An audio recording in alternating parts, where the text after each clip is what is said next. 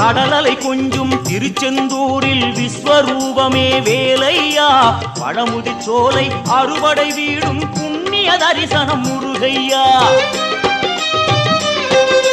திருநீர் அணிந்து வரும் போது நெஞ்சில் நிம்மதி பிறக்குது கந்தையா சுகனே சிவனார் மகனே உன்னை பாட பாட சுகமாகுதையா வேல் முருகா அரோகரா அரோகரா வேல் முருகா முருகையா